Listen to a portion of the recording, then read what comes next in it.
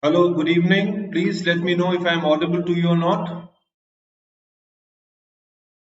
Hello, everyone. Can you hear me?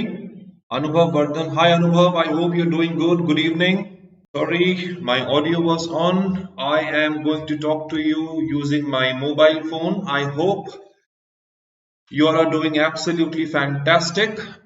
So, welcome to yet another session of verbal ability. I am Pradeep Sengupta and I welcome all of you today to yet another very exciting session on verbal ability. So, what we are going to discuss today is ParaSummary Questions, Last Lap to CAT. I believe you people are preparing very well, or should I suppose that you all are prepared well and you all are going for the kill in a couple of days.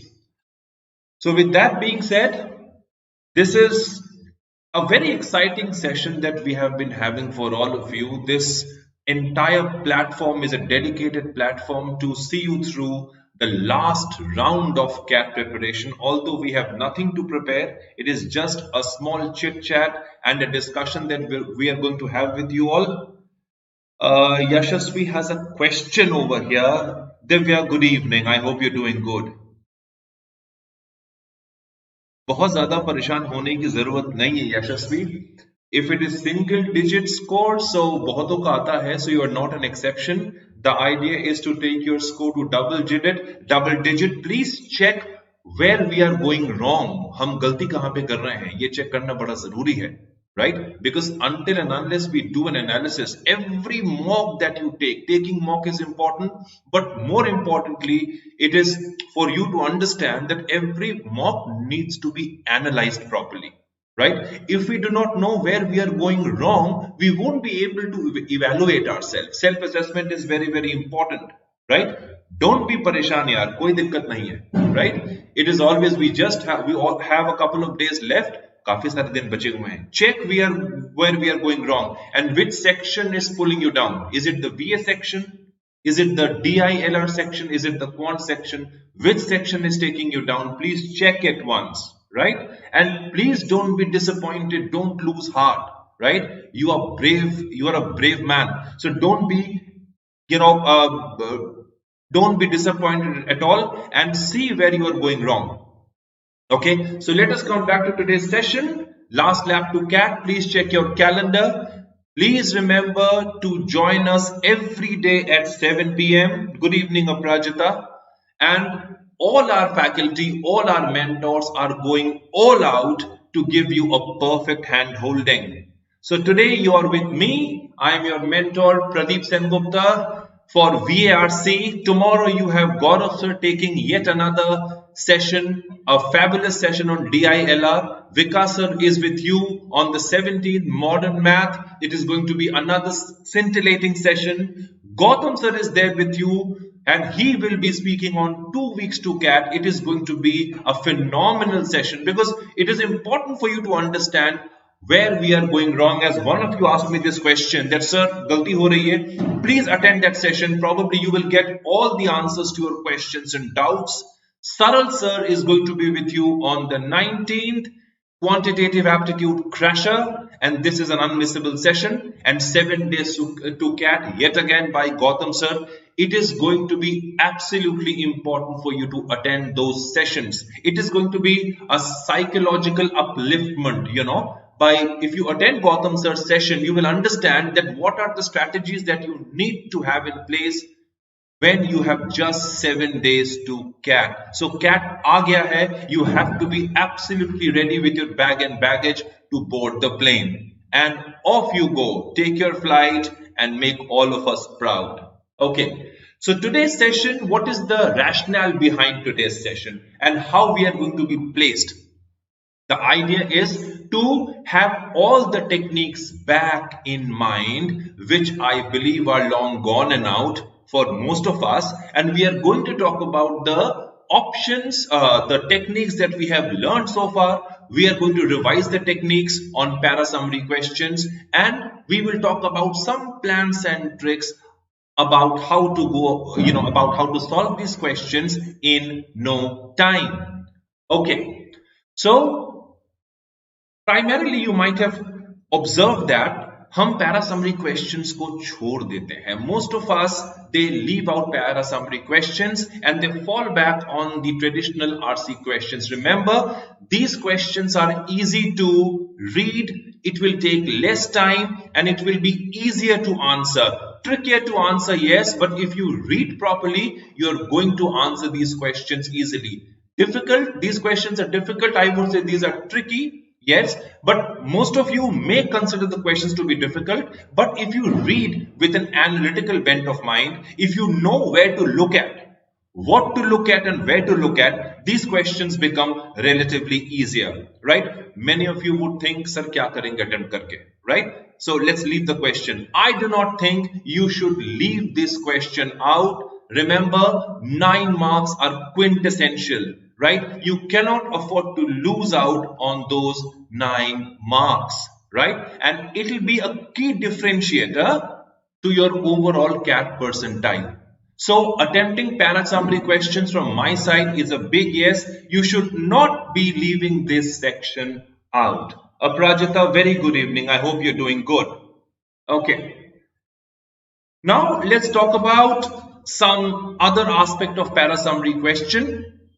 Right? As I was talking to you about scoring those 9 marks, now we are going to look at how these ParaSummary questions are to be handled. What to read, how to read, and which options to leave out, absolutely. And how to actually find out the option that gives you the summary of the passage most succinctly. All right, I do not think it is going to be a good idea to leave the questions. Remember, the questions are meant to be solved, but you must understand which question to solve and how to solve. Again, it is my point of view, right? RCs are definitely going to be, it will make a key difference to your overall percentile. But summary questions, it is a big yes from my side. Please try and attempt those questions. And we are going to discuss how you are going to attempt the questions in no time. All right. So over here, one important lesson that we must understand, that most of us, we have seen and observed that when you don't understand the passage at one shot, you try to give it a go time and again. You go back to the passage repetitively. Let us not do that. The idea is to be focused on the passage, read the passage properly, and then go and try to find out the answer based on the options. All right. If you go by the options, you will see that you are able to establish that connect with the question, and the options will help you understand the passage in a better way and you will have a better perspective. Okay. So once you have the options in mind, once you see what the content of the options are, and then if you try to find out the same content in the passage and then try to mix and match, whether we find the same content as we have found in the options, and are those content material is present in the passage or not. All right. So let us try to understand what are the types of options we are going to eliminate. Right? Remember, the options are going to be horribly similar.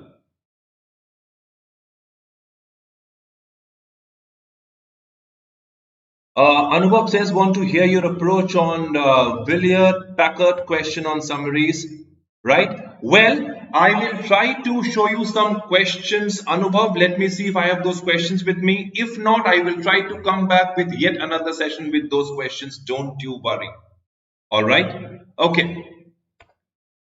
So these are some of the options which I think you should look at, and these are the options which should be a strict no, right? Options which are out of context or out of scope, right? Passage is saying something else and the option is taking you somewhere else. So when there is a clear mismatch, those options are to be left out. We have seen all these options, in our previous classes. Statements with extreme words. Extreme word means all, never, always. These words, if an option has these words present, see if the same words are present in the passage or not. If it is present, those options are worth analyzing, but if they are not present, please leave out those options. Okay, many a times it happens that the moment I say the kings are very, very gentle with their subjects, and the option is the kings are always gentle with their subjects. Whereas the passage was generic, the statement becomes specific. So extreme word need not be looked at and considered. Alright? Okay, different tone and theme. The passage is going east, the option is going west. The passage is quite sympathetic and the option is quite aggressive, right? Those options should be negated immediately. Different narrative. Now, what is different narrative? You look at the example, it says, let's say the passage is, is in the first person. I, we. But the options are talking about you, he, she, and they. If the passage is giving you a different narrative and the option has an entirely different take, there is no match at all. So those options are to be left out. And options which are conclusions. Remember, conclusions and summary, right? More often than not, we confuse between options which are conclusions and options which give us the summary. Okay, conclusion question is followed by a therefore. It is present. You have to find out that therefore link. X therefore Y. Right? Once you have the conclusions or the inferences, right? Inference and conclusions, they cannot be the options because they will talk about just one facet of the paragraph, just one, aspect of the paragraph. That will not give you the summary or the gist of the passage at one sentence, in one sentence, right? So out of the context options, extreme word options, different narratives, conclusion or inference based options, different tone options, they must be done away with. They must not be, attempted at all. Can we apply the same rule? Can we apply these rules on the questions that are to be followed? Let us see. We will start discussing the questions very shortly, and let's see if we can apply the same rules on the passages. All right. So let us solve a few para-summary questions. Here comes the first passage right in front of you, right? We will try to read the passage as quickly as possible and then I'm going to show you the option. Okay, let us start reading the passage.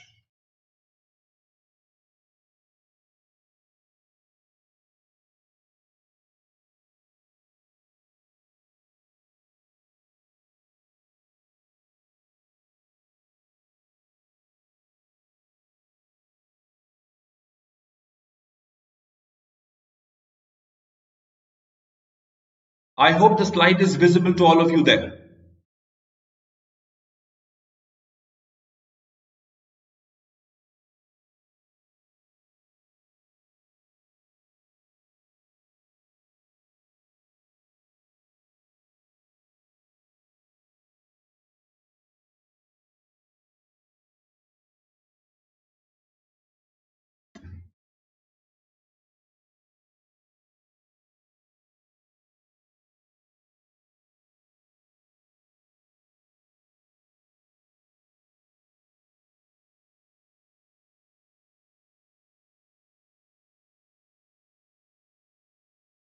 Okay, let us see what the first passage has to tell us. What is the paragraph all about?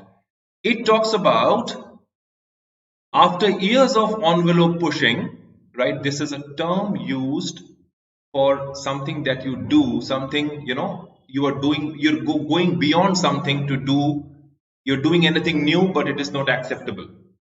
Okay? To go beyond something and do something. Okay? Something which is not acceptable. Envelope pushing. After years of envelope pushing, the Nobel Prize in Literature has settled back into what it has been for much of its history, right? So we did Nobel Prize in Literature, they tried to do something new, but then it has gone back to being normal, right? An unpredictable prize that selects its often obscure laureates for reasons that aren't always entirely clear. Okay, this is in my opinion. In whose opinion? In the author's opinion, the best use of Nobel Prize as a way of highlighting neglected but worthy authors. So the first paragraph tells you about the objective of giving Nobel Prize. You give the prizes to somebody who is a worthy writer, but till now the writer was insignificant, and now giving the prize to him seems worthy because that is the entire objective of Nobel Prize according to the author. Alright. In the second paragraph, what do we talk about? It says, in the past, these neglected writers have almost exclusively been European. Right? Over here we get the first pointer. All this while, the writers who were neglected, they all have been European. But over here comes an exception over here. Look. Gurna, of course, exists in a nebulous place, a place which is not very significant, unheard of, having lived in England for most of his life. Nevertheless, in spite of that, the Nobel Prize has, for most of its history, struggled to live up to its mandate as an award of global literature. By awarding Gurna, the committee is making a small step towards finally living up to that worthy goal. Now you have to understand over here, what is this worthy goal that we are talking about?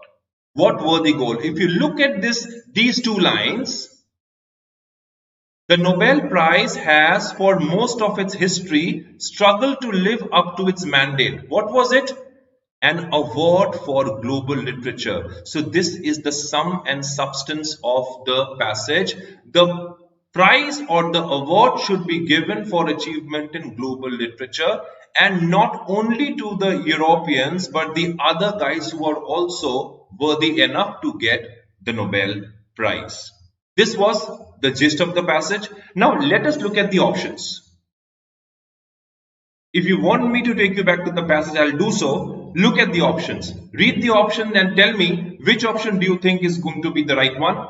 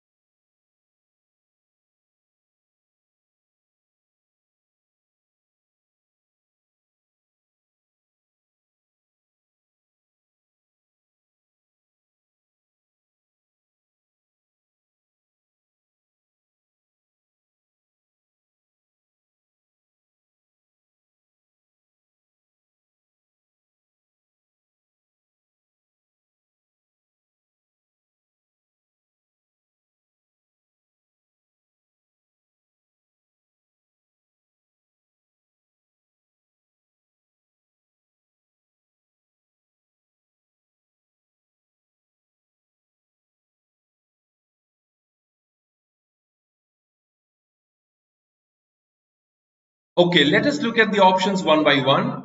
A talks about the Nobel Prize in Literature has finally been given to a deserving candidate. A talks about a deserving candidate getting the Nobel Prize.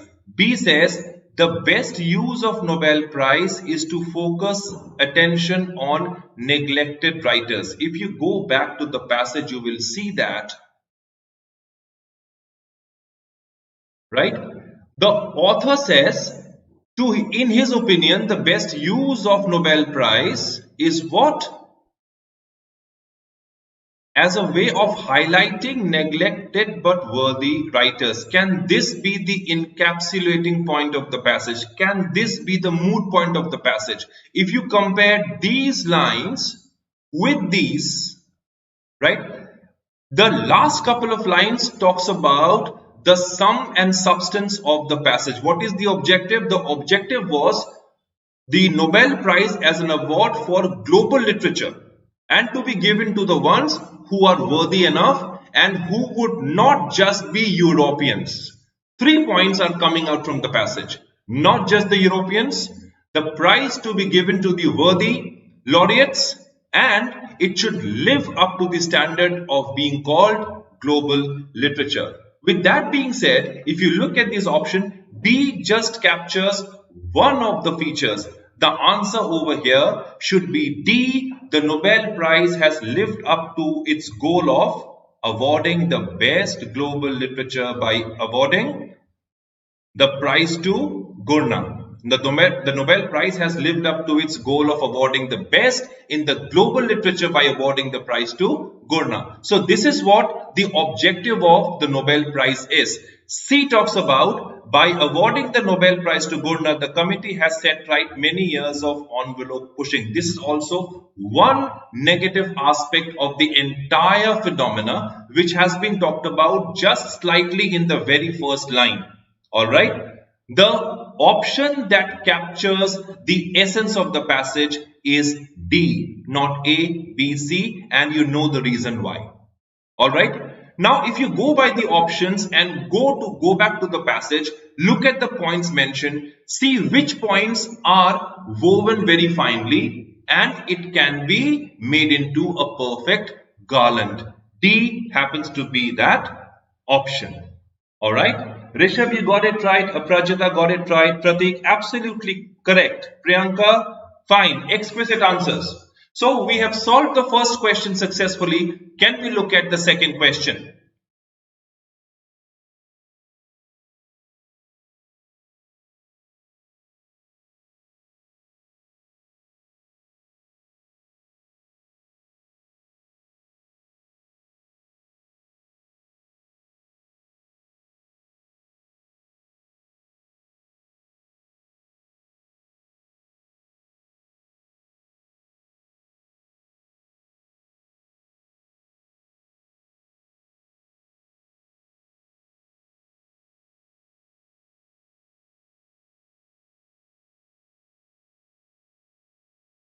After you read the question, we will discuss the key takeaways of this passage.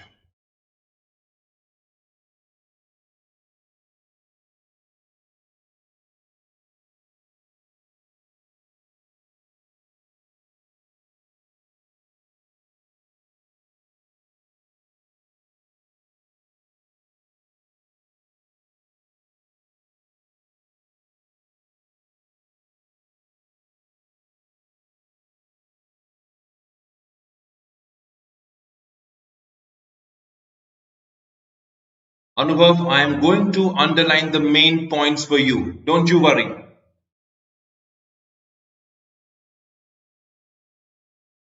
Or as you solve the question with me, please keep a pen and paper ready so that you can, make your own points.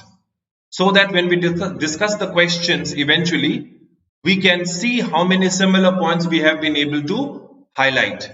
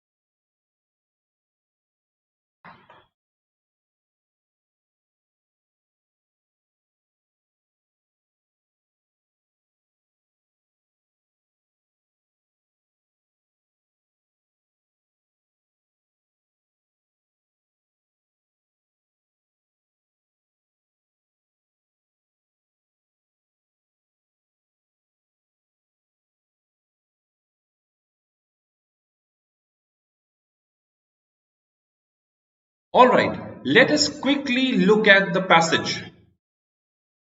What does the passage has to tell us? Look at the first line. The most momentous development, we are talking about momentous development of our era precisely, is the waning of the nation state. Is the waning of the nation state. This is the momentous development. This is the most momentous development that this passage highlights. Its inability to withstand the countervailing 21st century forces. Now we are talking about the waning of the nation state, and how does the nation state wanes out, diminishes, becomes weak because of its inability to face Countervailing means counterbalancing or offsetting something, the 21st century forces and its calamitous loss of influence, okay, disastrous loss of influence over human circumstance. Human circumstance means human existence, okay, existence. So the first couple of lines, we are talking about a concept of nation state, a country which is governed by a select race of people or a select community of people, and that has been waning. And why has it been waning? Why has it been losing its shine or sheen? Because it has not been able to counter or face the forces of the 21st century and its calamitous loss influence over human circumstance. Okay. National political authority is in decline. Something called national political authorities also is in decline, and since we do not know any other sort, it feels like the end of the world, right? A very negative shade is being created over here. That is why a strange brand of apocalyptic nationalism is so widely in vogue. Now, something has happened over here, and as an effect of it, right, a strange brand of apocalyptic nationalism. The author talks about a kind of nationalism which is destructive in nature, which is apocalyptic in nature, is so widely in vogue, which is so widely in fashion, it has become popular. But over here, the tone of the passage changes. But the current appeal of machismo, a kind of male pride or dominance as political style, the wall building, if something is being talked about as in wall building, it means we are talking about separation, we are talking about creating boundaries, okay, and xenophobia. Xenophobia is what? Xenophobia means racism or disliking people from different races or countries. Xenophobia, the mythology and race theory, the fantastical promises of the national restoration, these are not cures. The author says that if you talk about mythology, if you talk about xenophobia, if you talk about race theory, these things cannot be considered to be the cures, but symptoms of what is slowly revealing itself to all. Nation states everywhere are in advanced state of political and moral decay. Here comes the conclusive line: the nation state is in moral and political decay from which they cannot individually extricate themselves. Look at this line. From this decay, the nation states cannot extricate, means bring themselves out or free themselves from any kind of constraint and limitation. There has been a problem with the nation state. Number of things have gone against the nation state, and they alone, individually, by their own accord, individually, they cannot come out of it. If you look at the options now, A says all countries are embedded in the same system today, which subjects them all to the same pressures. B says national restoration is not the cure for our loss of influence over human authority. C says nations of the world are powerless individually to lift themselves out of the present state of political and moral abyss. And D says 21st century world is an ocean of deregulated finance, autonomous technology, religious militancy, and great power rivalry. Okay, which one do you think should be the option for the passage? If you go by the options,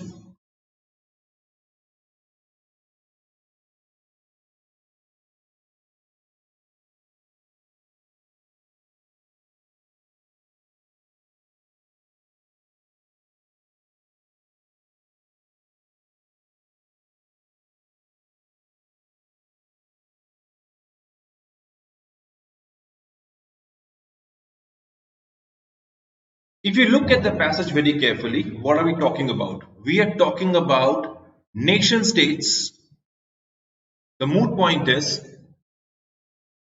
nation states not being able to withstand the 21st century forces, and as a result, they have been subjected to moral decay, they have been subjected to some kind of failure, and they cannot come out of it.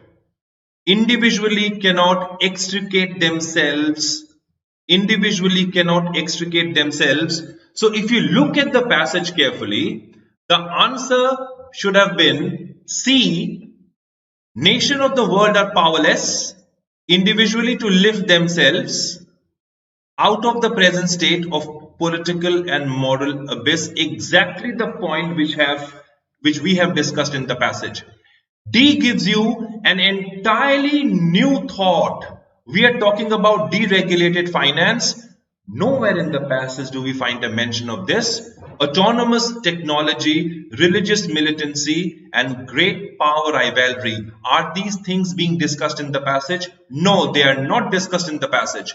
B talks about national restoration is not the cure for our loss of influence over human authority. Now, we are not clear who is this our, right? National restoration is a passing reference being made in the passage, but that does not encapsulate the sum and substance of the passage.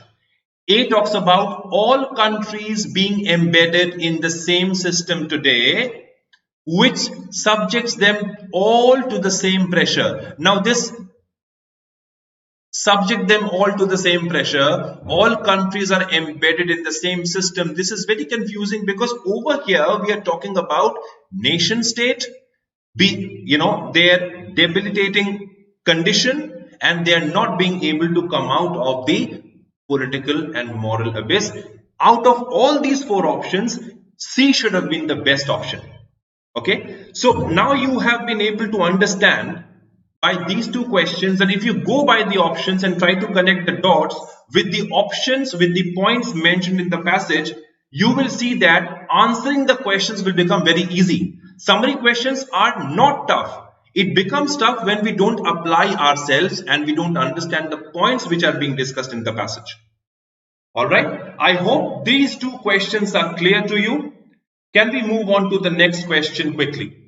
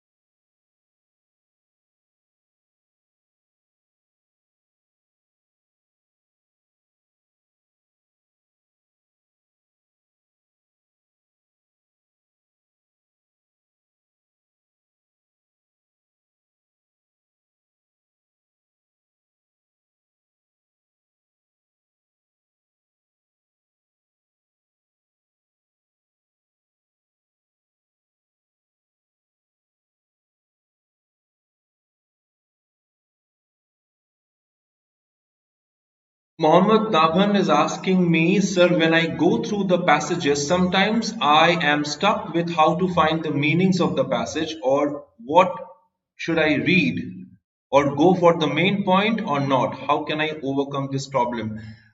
Mohammed, when you're solving the ParaSummary questions, first of all, let us understand the understanding of the gist is very important. How to take the gist out of the passage.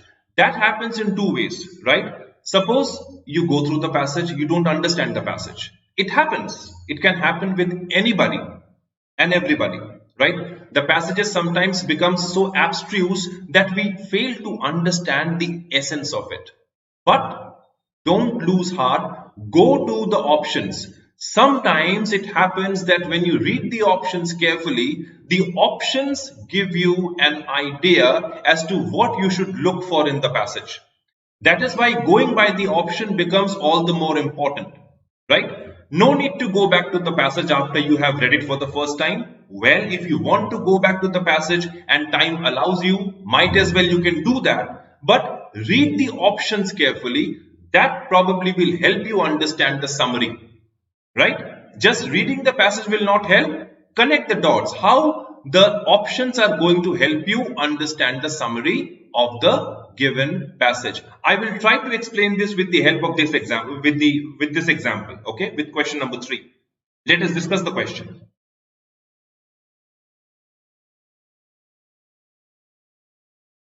All right. So let us begin solving this question. The first line, everyone's a forensic expert, right? It begins with a sarcasm. हर कोई forensic expert है. Everyone's a forensic expert. Okay. So, our viewing habits have led us to believe on both the small and silver screens, DNA evidence has long been presented as the fulcrum on which a case balances. The final nail in the coffin of guilt. The result of this altered reality?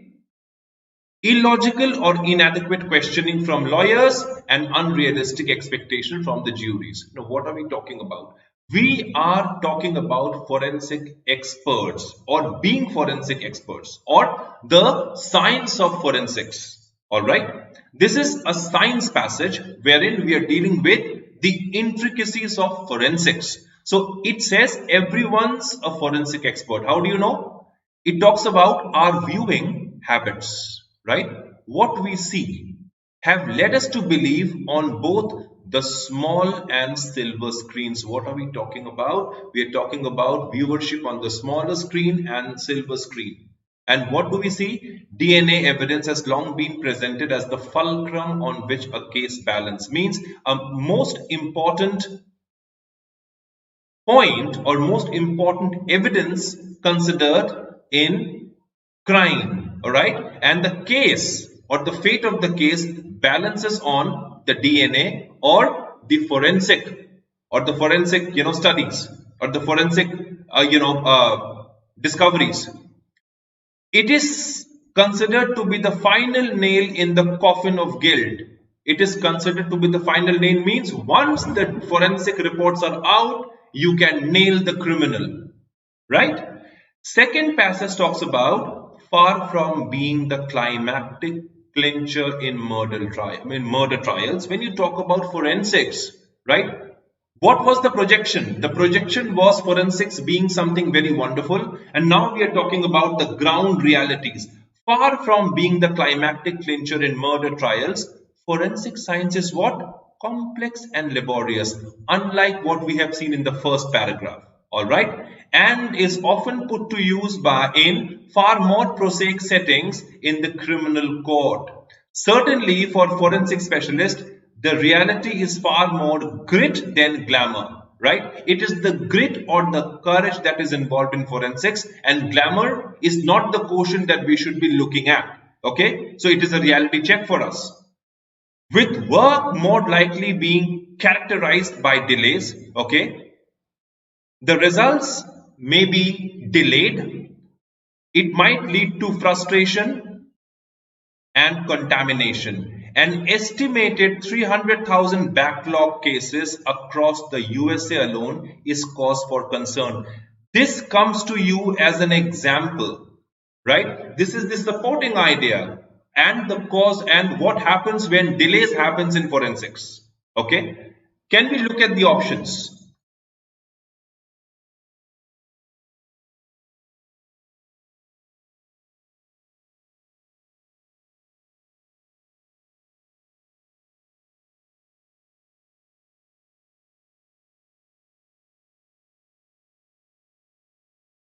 A talks about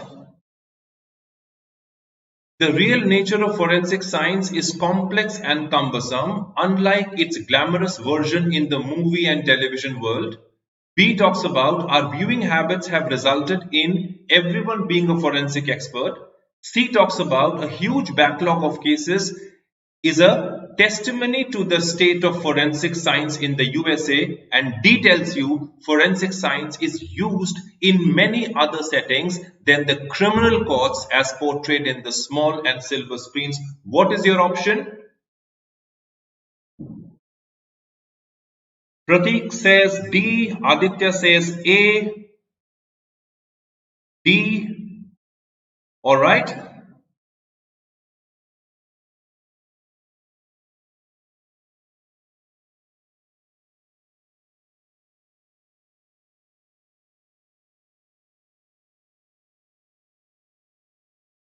Let me show you the answer now. Since all of you have answered, this is what the answer should have been.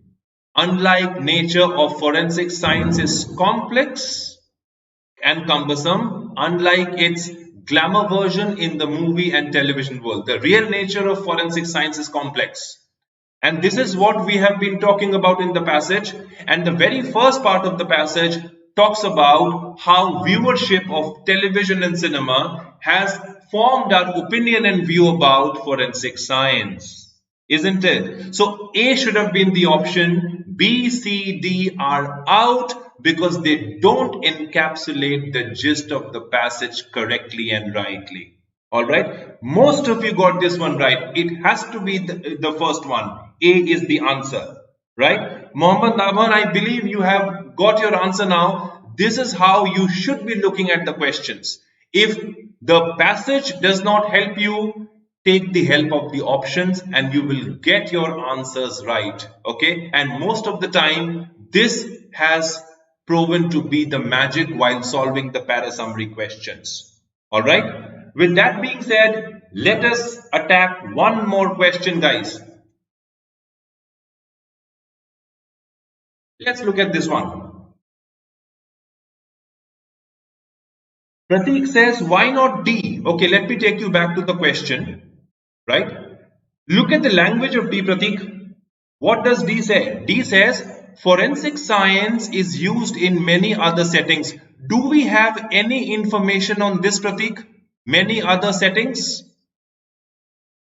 Does the passage talk about many other settings? It doesn't, right? So we are getting a new information over here. So this should have been negated. I hope you have understood why D should not have been the option. Now can we quickly go and see the next question?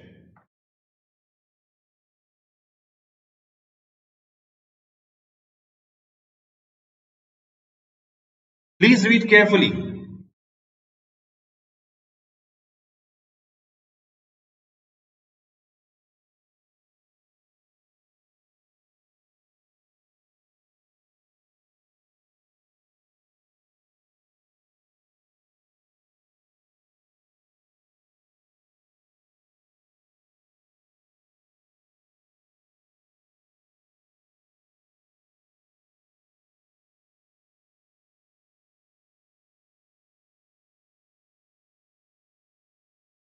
We will try to solve this question in a different way, right? I will show you the option and then I will take you to the passage once again. First of all, you will answer the question and then we will begin the discussion. All right.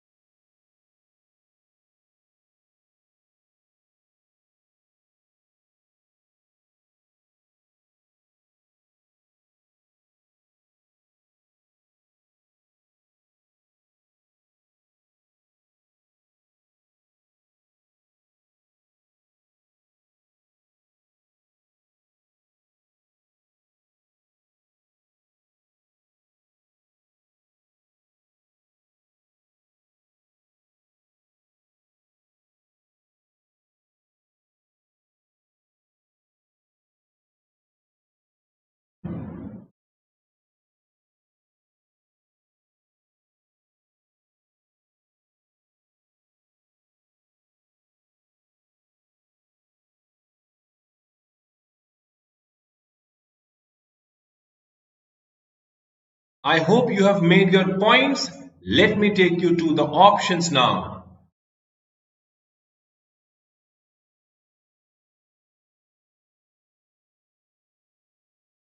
Please look at the options.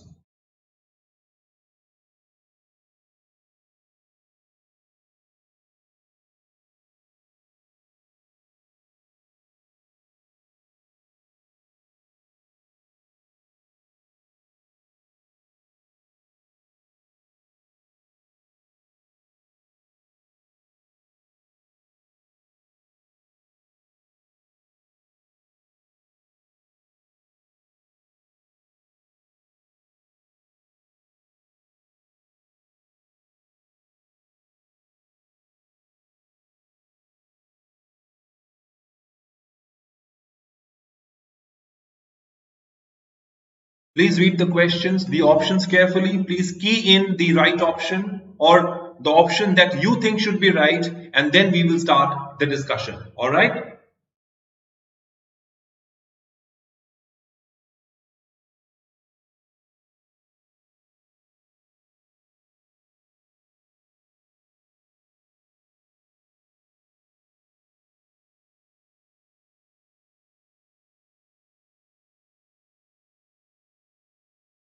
Let us go back to the passages, guys.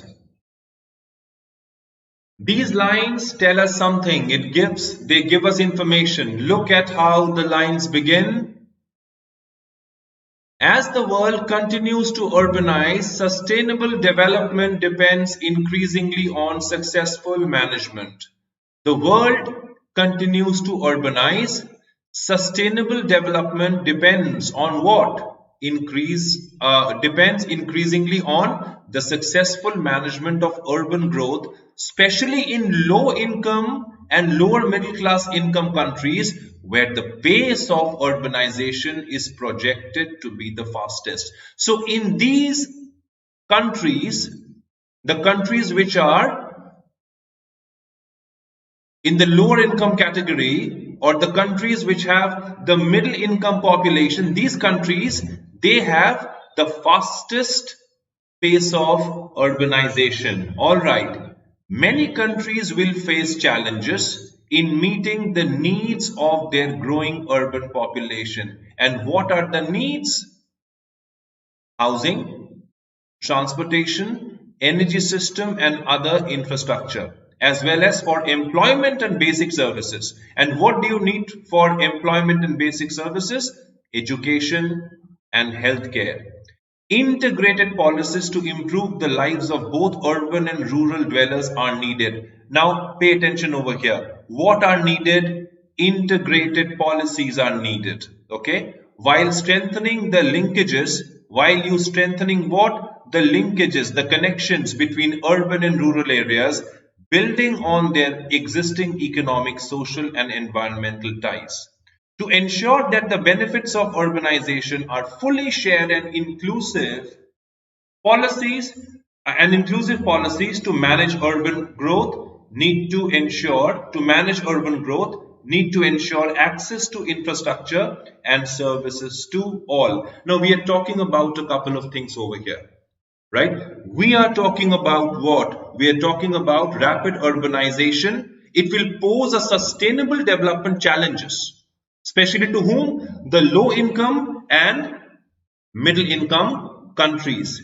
And to combat that, what do we need? We need to understand that the countries should have integrated and exclusive policies, and that will result in everyone having access to infrastructure and social services. Now if you look at the options carefully, A talks about rapid urbanization will lead to new challenges in meeting the needs of growing urban population. Rapid urbanization will lead to new challenges. B talks about growing urbanization leads to challenges. Now this is in the simple present tense. It is a kind of inference to you. Sustainable development of increasing urban areas, especially in poorer countries, depends on what? Integrated and inclusive policies to improve the lives of all. And D says urbanization gives rise to sustainable development. Urbanization gives rise to sustainable development challenges which will become insurmountable without policies focusing on the needs of the urban poor and other vulnerable groups. This comes with a prediction. This gives you a piece of information, but both these are inferences. The correct option over here should have been C, because it talks about integrated and inclusive policies, which was so categorically mentioned in the passage, right? We spoke about integrated policies. That is why the answer over here should have been C. And most of you got this one right. Again, Aditya, I hope you understood why D should not have been the option and why C should have been the option. Alright? So this was how a couple of ParaSummary questions could have been answered, right? Even though the passages were slightly tricky, but right strategy and right approach, reading the options properly would have taken you to the right option. All depends on reading, all depends on actually taking away the key points from the passage. Whenever you read the passage, read with a question mark. Read with a question mark, read with the objective to understand which points are important and which points are trivial, hence those points should be ignored, right? The moment you understand how to differentiate between the important points and the non-important points, and you make a box of collection of those important and non-important points, and then when you make a contact of all those points with the options given, you will get the right answer. So try and understand that the passages are going to give you many productive points and unproductive points. Try to differentiate between them and then try to connect them with the options, and you will definitely get the right answer. Right? Let us look at one more question, guys. Please read this one.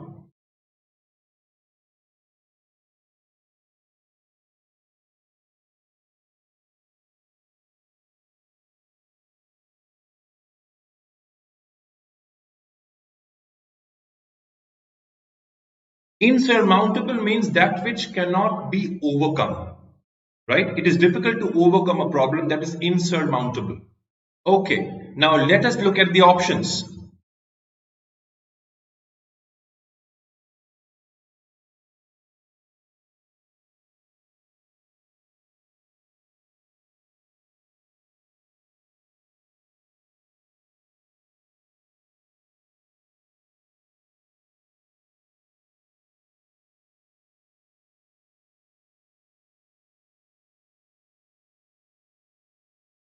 Let us quickly read the options and then we will go back to the passage.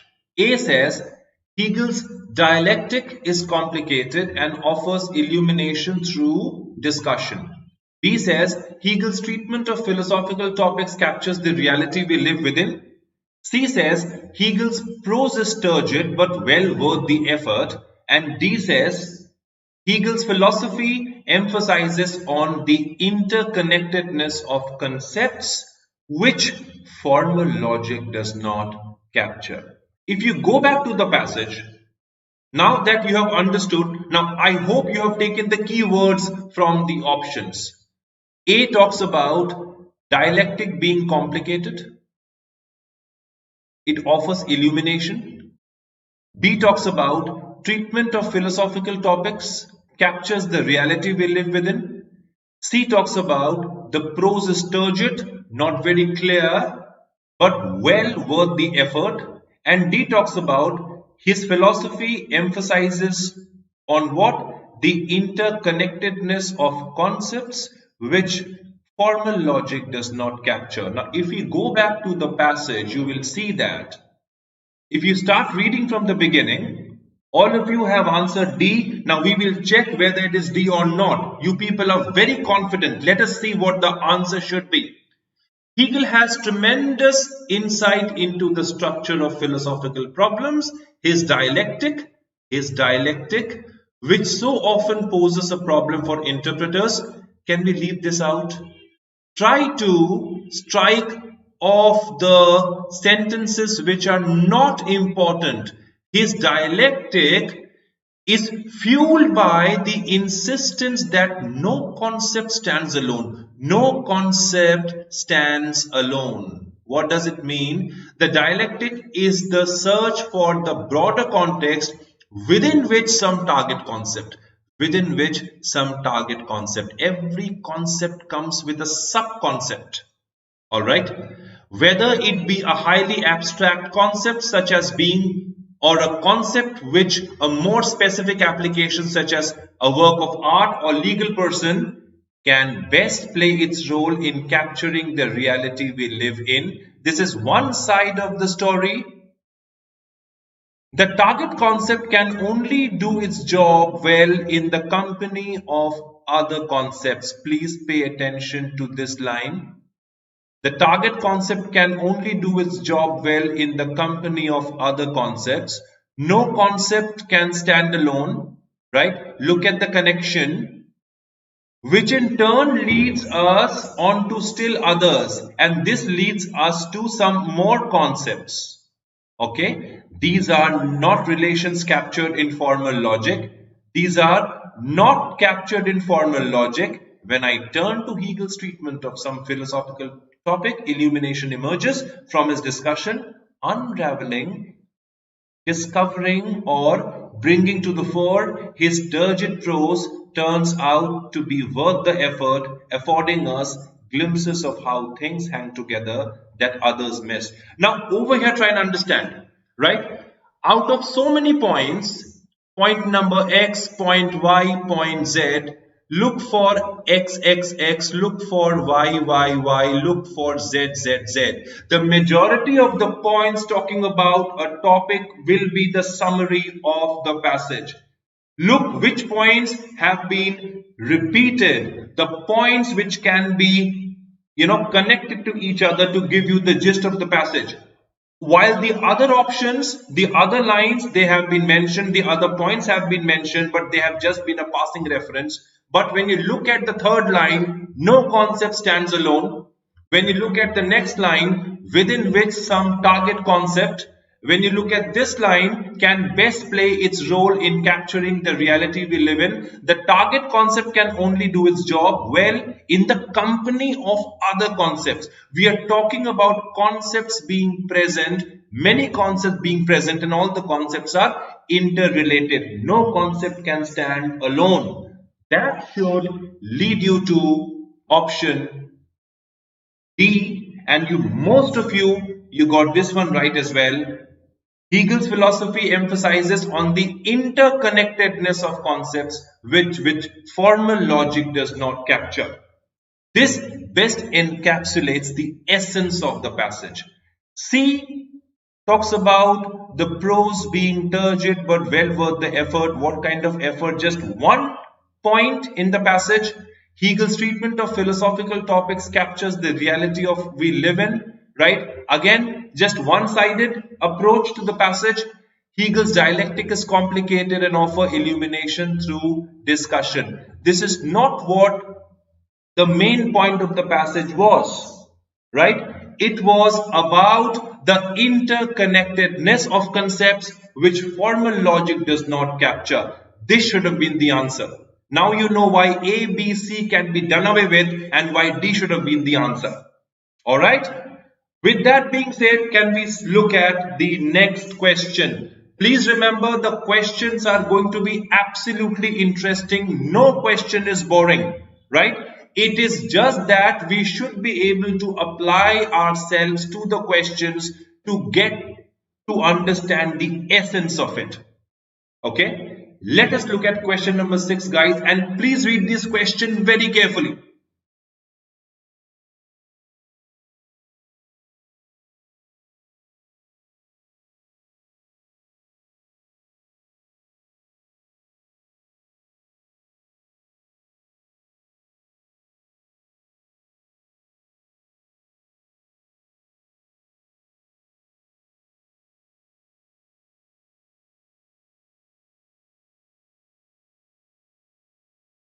This passage, guys, is so relevant to what you people have been doing. You're pursuing MBA. So these small nuggets of learning, are going to help you understand the key point in MBA, right? This passage is very relevant. Please read.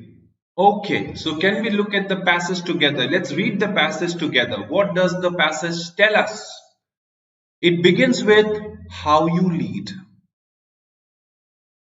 The second paragraph talks about what you lead.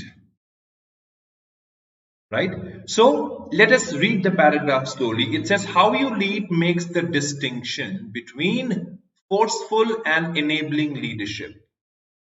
Right? It creates that key difference. It brings about that key difference between forceful and enabling leadership. Forceful leadership is about asserting personal and positional power. It talks about what forceful leadership is all about. Enabling leadership is about involving others and bringing out their best. Both include specific pairs of behaviors. Okay, taking charge versus empowering, being decisive versus being participative, and being demanding versus being supportive. This talks about the concept on how you lead. So these were the expansions. Similarly, what you lead talks about what? It makes the distinction between strategic and overall leadership. Strategic leadership is about positioning the organization to be competitive in the long run. Operational leadership is about implementation and getting things done. Look at this line. Both also include specific pairs of behaviors. We are talking about both include specific pairs of behaviors in the first paragraph. The second paragraph also talks about the specific pairs of behaviors being present in both kinds of leadership. All right?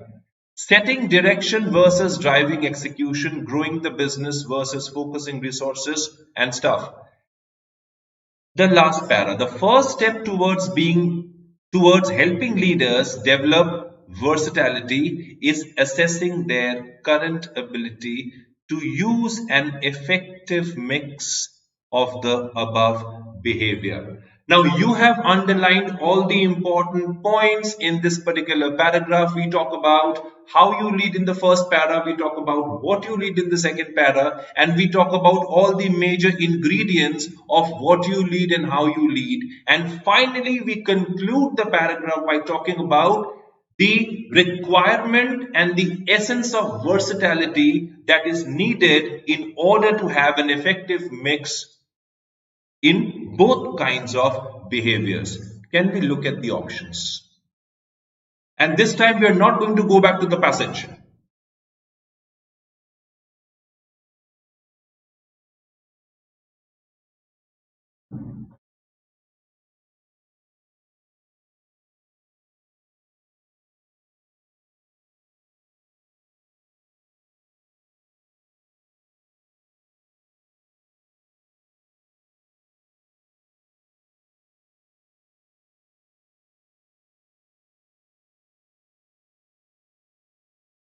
Please key in the options. Hurry up. Don't be in a hurry to choose the wrong option. Be steady, but please choose the right option.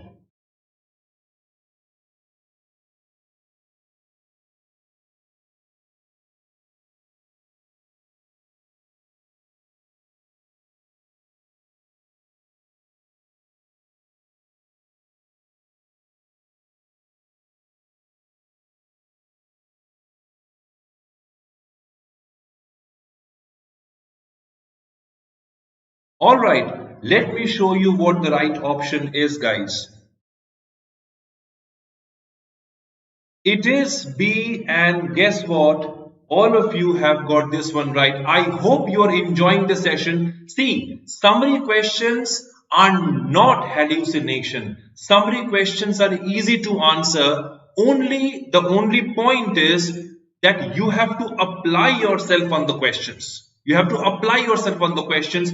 Please see that you don't miss out on any point, right? Read with a question mark. See that you are ready to understand all the points that the passage has to offer, and then try to take those points to the options. So read the options carefully, mark the points carefully in the passage, and you're going to get the answers in no time. Remember, it is not worth leaving out these ParaSummary questions, right? Easy to read, longer passages in RCs. Definitely you have to attempt a couple of RC passages, but then 3 crucial questions, ParaSummary questions, and just imagine if you get them right. I'm not saying that they don't entail negative marking, but at the same time, if you're confident enough to get 3 out of 3 right, can you imagine the impact that will make to your overall CAT percentile?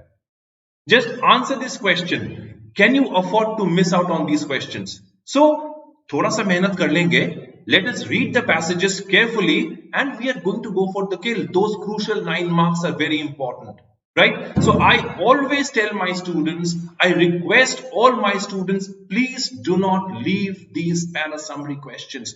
They are going to be the key differentiator. You can't afford to miss them. All right? So with that being said, can we move to the next question quickly? Mohammed asks, why not C? Right? Okay. Let us understand why B and why not C. Look at C. How you lead shows the importance of enabling leadership, while what you lead shows the superiority of strategic leadership in the competitiveness of an organization. Can I bring your attention to this part? Right? What you lead shows the superiority of strategic leadership. If you go back to the passage, right? The last part clearly tells you that the ultimate rationale is to develop what? Versatility. Okay? The first step towards helping leaders. How do you help leaders develop versatility? Is assessing their current ability to use effective mix. This effective mix is important, right? No leadership is superior to the other one, right? This superior word is too extreme, right? This word shows superiority is too extreme an answer choice, right? That is the reason why we are not going to stick with C, right? I hope you have understood what I'm trying to point out. Show superiority, right?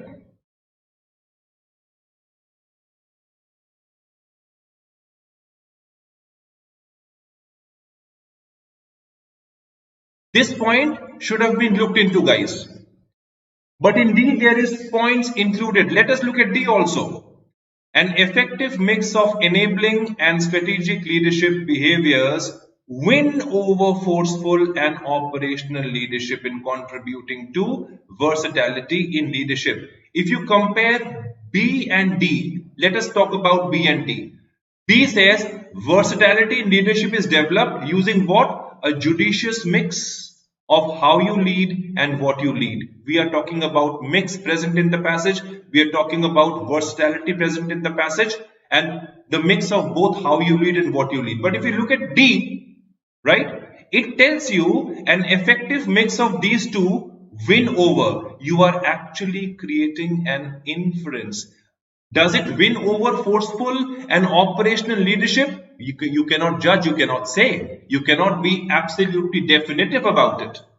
Okay? This win over thing is something which is not mentioned in the passage.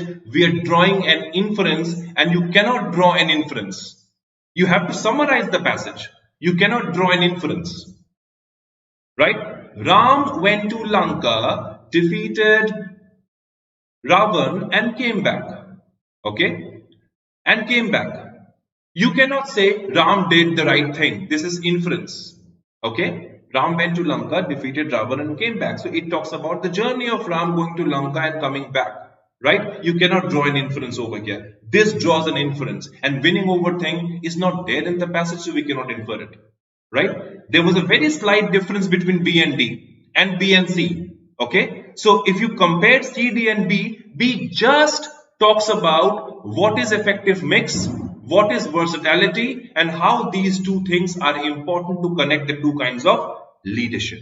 All right, that is why B should have been the answer, and you should have negated C and D. Okay, I hope that answers your question, guys. All right, okay, let us move to the next question, and here we go.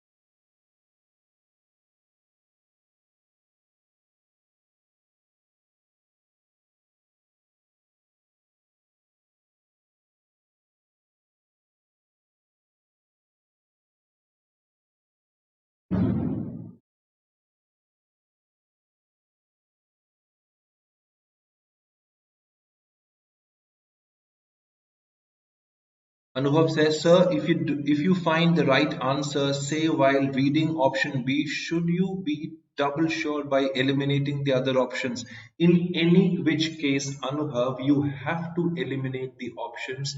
The options that does not include the key feature of the passage, the key points of the passage, they have to be eliminated. So there is very thin line between the options which are incorrect and the options which are correct.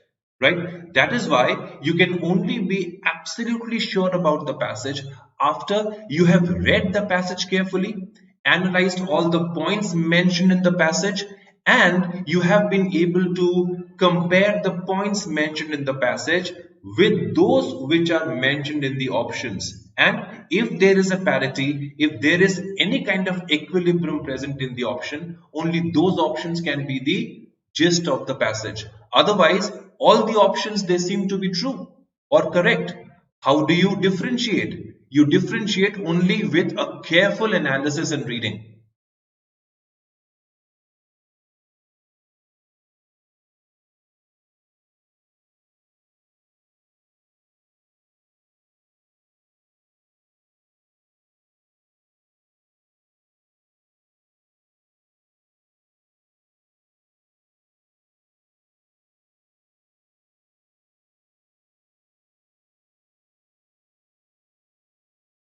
All right, let us read this question together. Right? We are talking about someone who is called Emerson. Okay, Emerson's language and philosophy helped shape the contours of the anti-slavery movement in New England.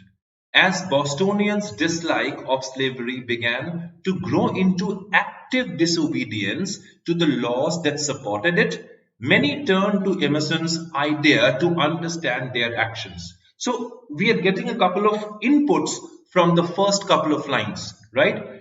We are talking about someone by this name Emerson, and his language and philosophy, it helped shape the contours of the anti-slavery movement in New England. Means the anti-slavery movement that was going on in England, many people in England, they rose against anti-slavery, right? They started a campaign against anti-slavery, and Emerson was one of them. And his language and philosophy, his ideology and his language, it helped shape the contours of the anti-slavery movement.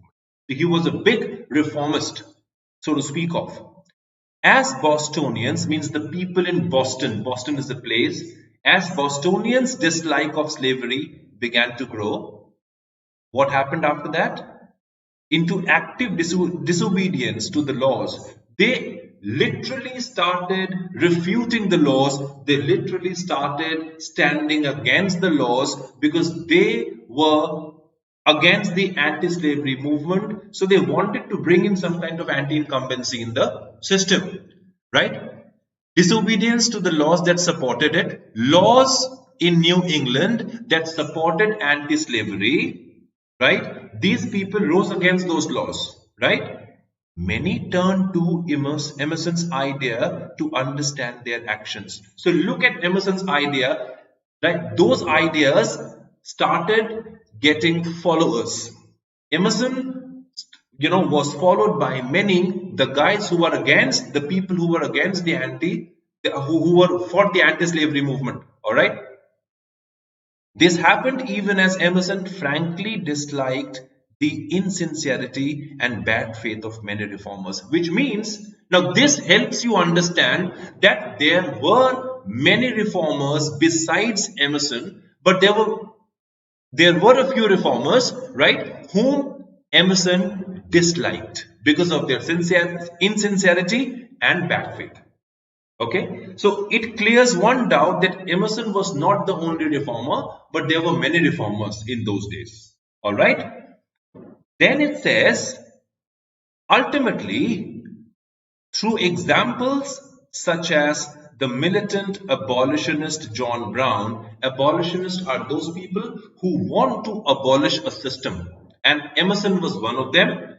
Emerson came to be celebrated for a certain form of far-reaching and thorough anti-slavery political activity, one that expressed heroic and authentic moral character, traits that could be experienced as resistance to conformity to existing norms. All right. So we have seen what Emerson did, what Emerson's language and philosophy did, and how people followed Emerson. Okay, but there were many people, many reformers, not people, of course. Let us be very particular about the terms. There were many reformers whose ideas, or reformers whom Emerson disliked because of their insincerity, and bad faith. Okay, but ultimately he got followers. Let us understand what could be the summary of this passage. Here we go.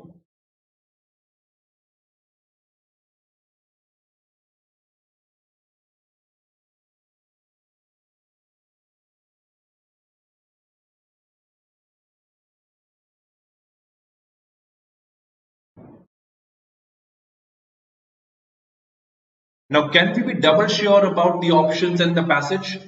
As one of you have been asking me, I think this question was from Anubhav, right?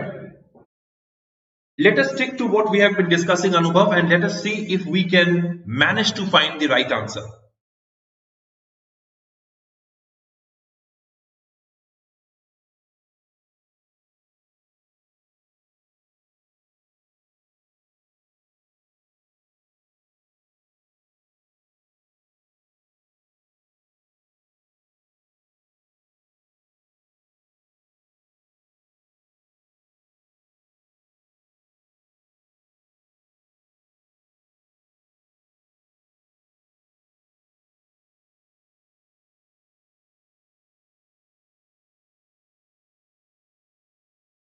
Okay, the answers are coming in thick and fast.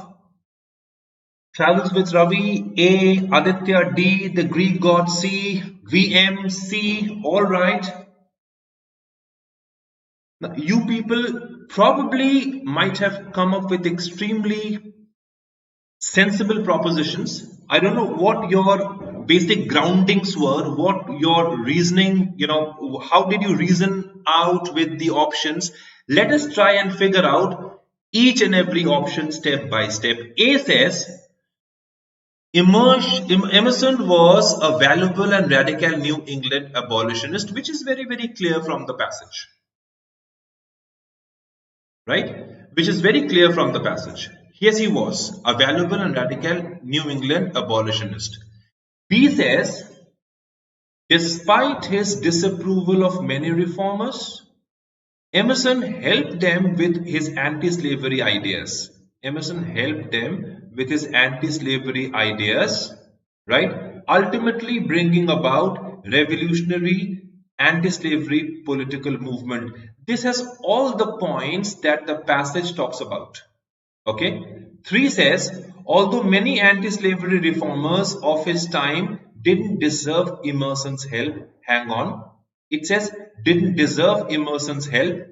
They means who?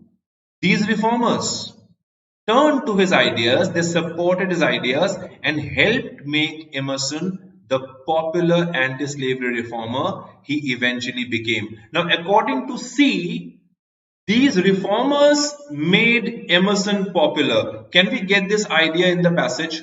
Right? Where in the passage is it mentioned that these reformers helped Emerson become popular in New England? Right? Can we go with C? C gives you an entirely new, different idea. It's a different idea. It is not actually discussed in the passage. Okay, don't you think?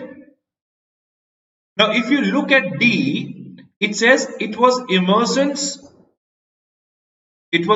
idea and not those of other reformers.